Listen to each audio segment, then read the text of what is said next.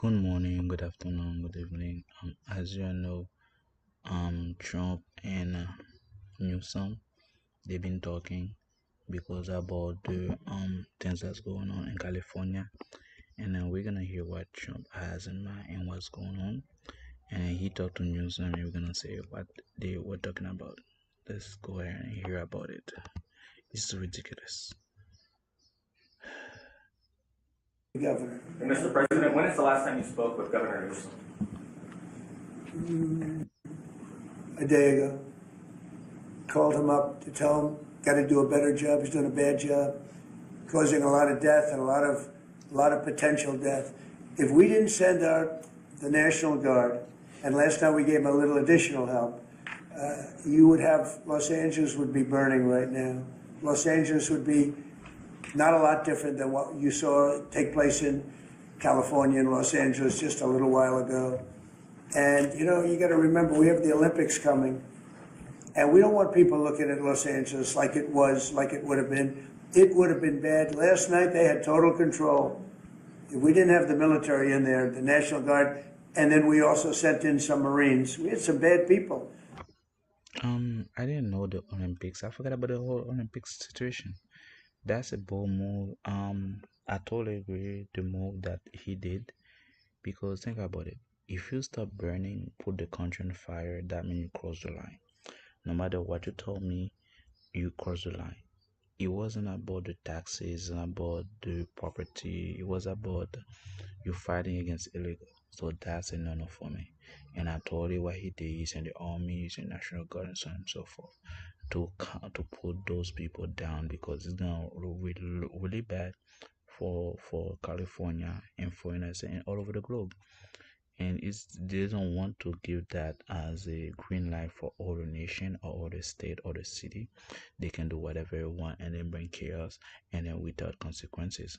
And that's why martial law is here. That's why National Guard is here. That's why the army is here. That's why the military is here to suppress and then to put the situation down. And I told you what we did because at the end of the day, we need safety for the kids. We need safety for everyone to go to work, to live today because at the end of the day, that's how we come to America because it's a safe place on earth.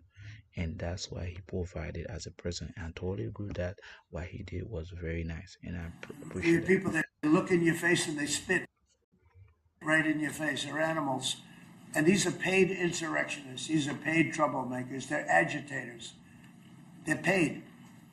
Do you think somebody walks up to a curb and starts hammering pieces out, has all the equipment necessary, and starts handing it out to people to use as a weapon? These are paid insurrectionists or agitators or troublemakers. You can call it whatever you want. And we ended it, and we have in custody some very bad people. Some very bad people. Mr. President, Did you see the guy throwing the rocks at the police cars as they went by and crushing their windows and endangering our police? We're not going to let that happen, yeah. pardon me, Mr. President, on those Marines, Governor Newsom has described them as political pawns. I'm curious for your reaction to that and what you see as the Marines' role and what are their rules of engagement? All I want is safety. I just want a safe area. Los Angeles was under siege until we got there. The police were unable to handle it. You can speak to the chief. He said it on television 3 nights ago. He said, this is more than we can handle. They said that. And the LA police. And this is true. They bring the cops and they weren't listening. They fired the cops and they break the cars. They put fire in the car and they were even trying to shoot at the cops. And I don't mind that you are trying to make a point, but it's like you're trying to overthrow the country. That's what you look like. And it's not about you trying to get your own independence. You already have your own country, your own flag, your own independence.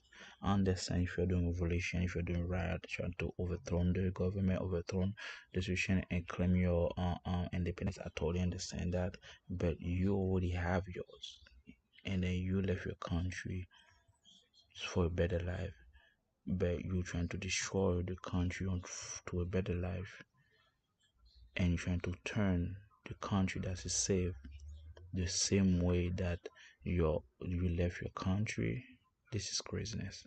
That's the reason you left your old country, because once safe there was a riot and people kill people, and then now you're trying to portray the same image as those people that should leave the country for.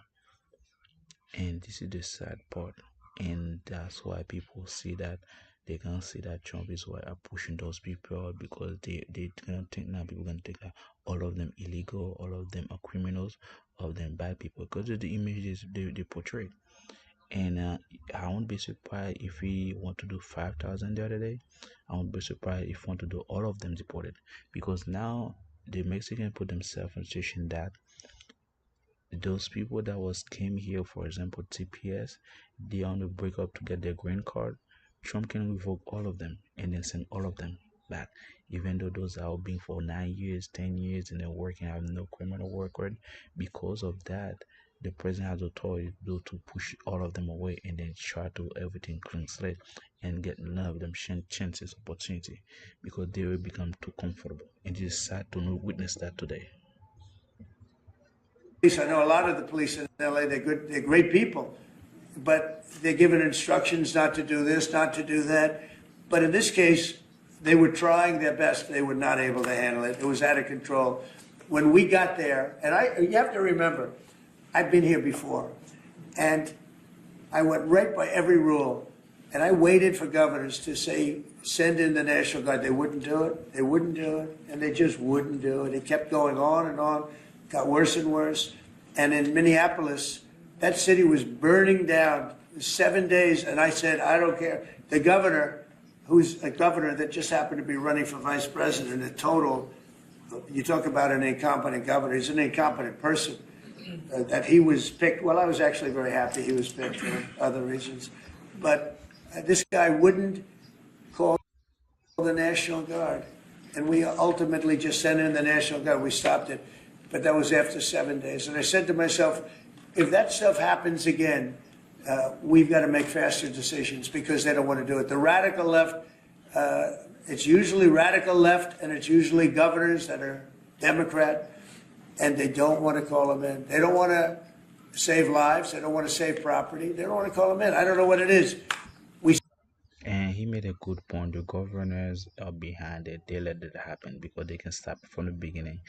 And then they just want to have budget money come in. That's the same thing. Remember the fire in California?